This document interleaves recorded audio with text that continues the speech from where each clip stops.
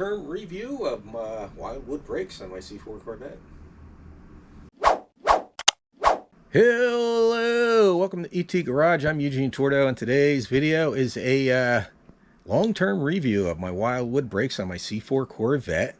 I will try and leave a link to them down in the description box. So if you're looking to see where I got them and which ones they are, you just go to the description box below the video and it should be a link there.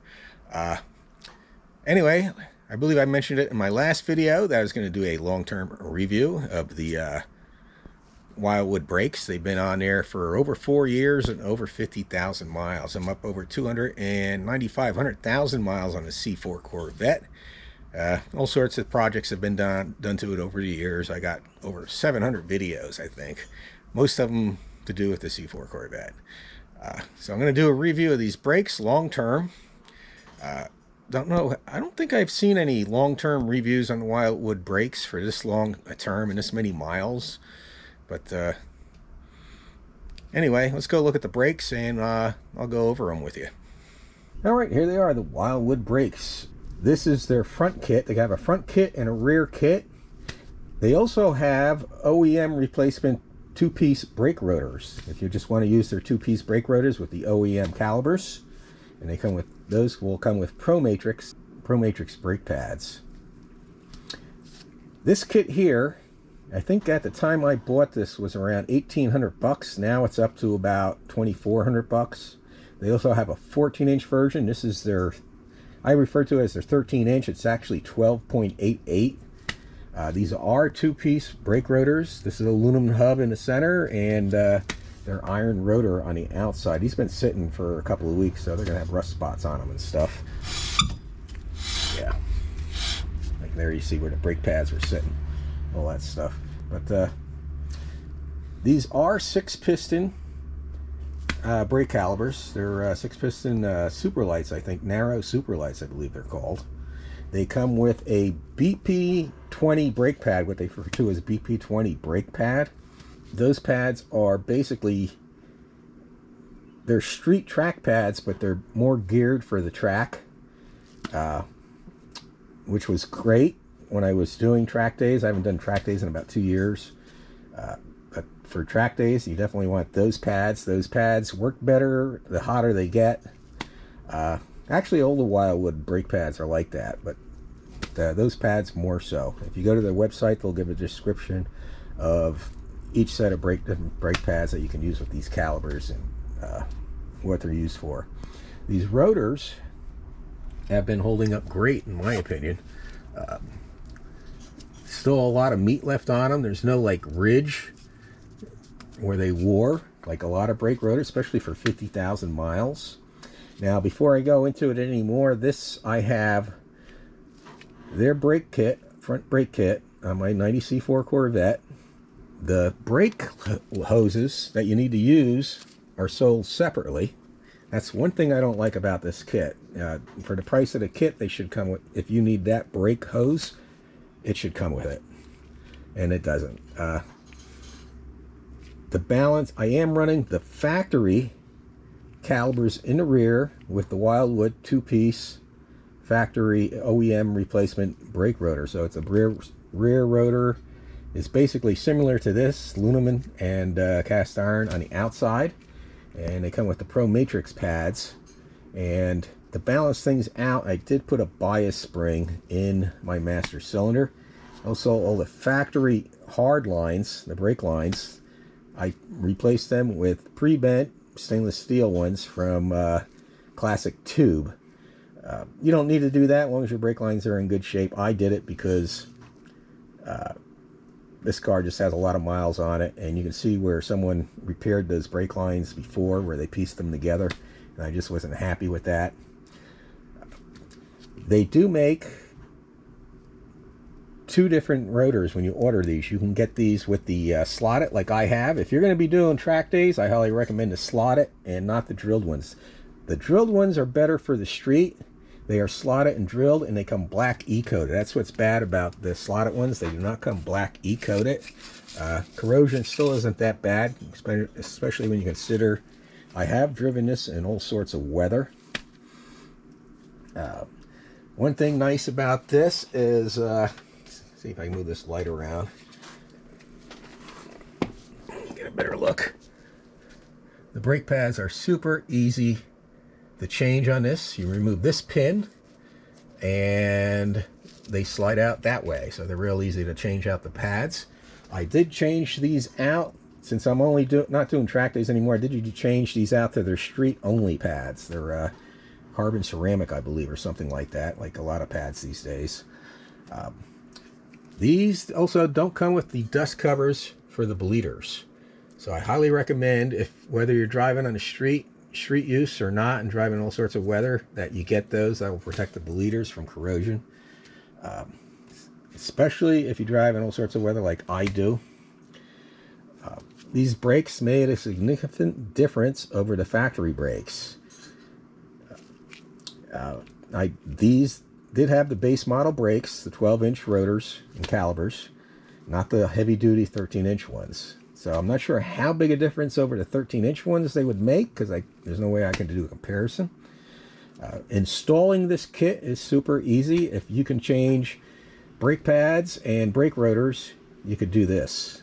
It's a little bit more involved. There's shims that come with this. You need to shim it this way, and you need to shim it that way. So it's center line of the rotor, and pads are where they're supposed to be in contact with the in relation from the center line to there, from here to there, which is actually a good thing.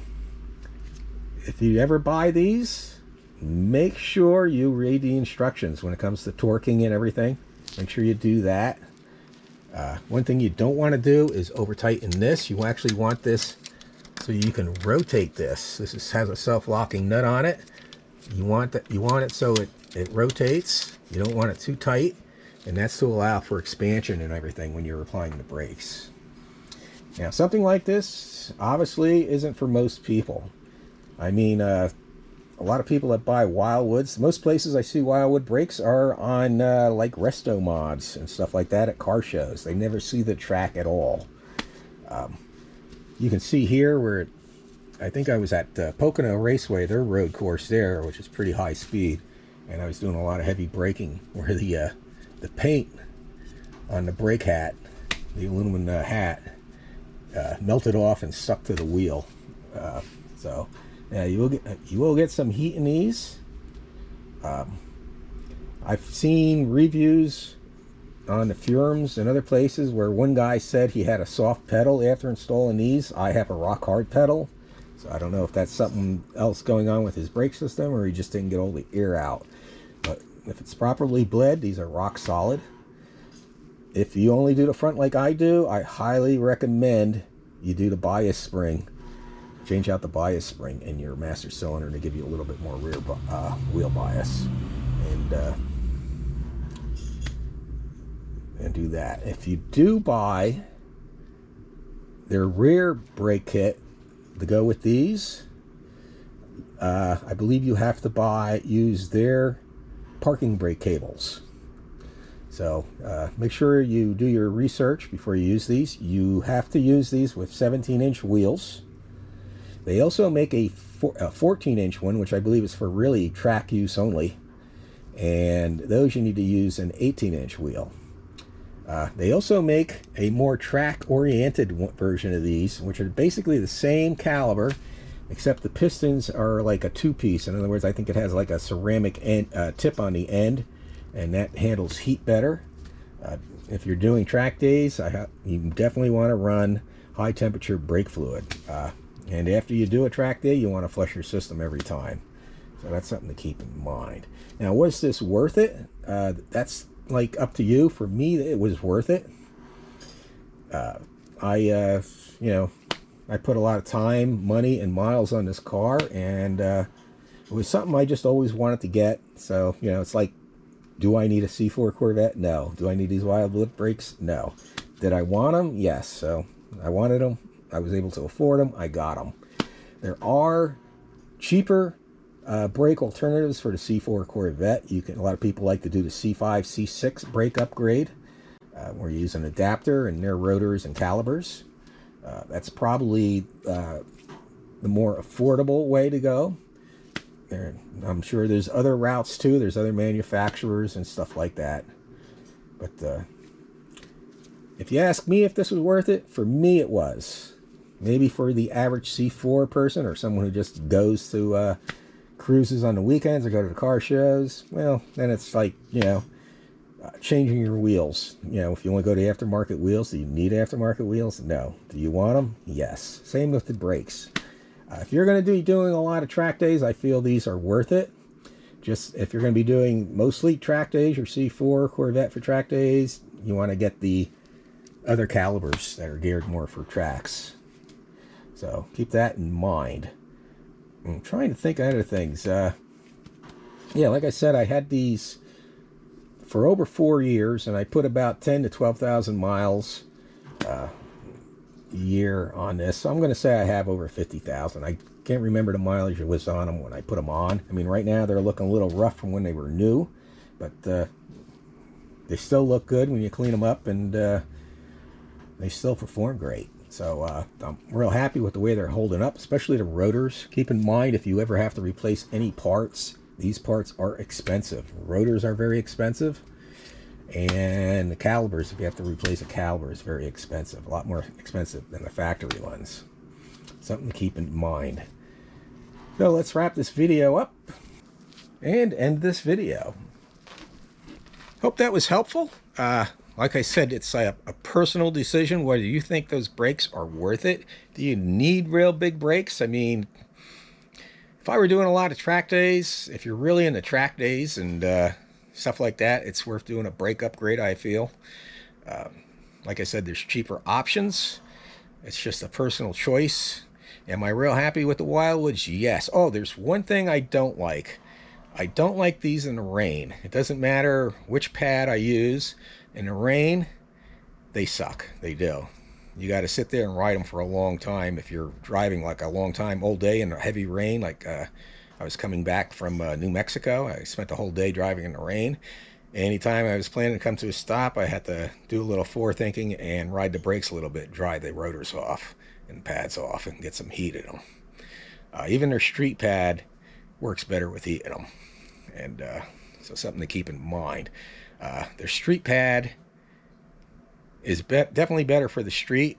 They don't need to, like the other pads, which are street and tracked, but geared more for the track, those BB20 pads. Those, every time you take them out, you got to get a little heat in them for them to work really well. They still work fine, but not as good for the street pads for everyday driving type of situations. So anyway, I'm not going to keep chatting on. I hope this was helpful. Next video, maybe I'll do something on jack points. Every now and then I get people asking me where to put jack stands underneath here and how to jack it up. There's plenty of videos out there. I'll do one next maybe, and hopefully that will be helpful to people. So in the meantime, everybody have a great day, and God bless.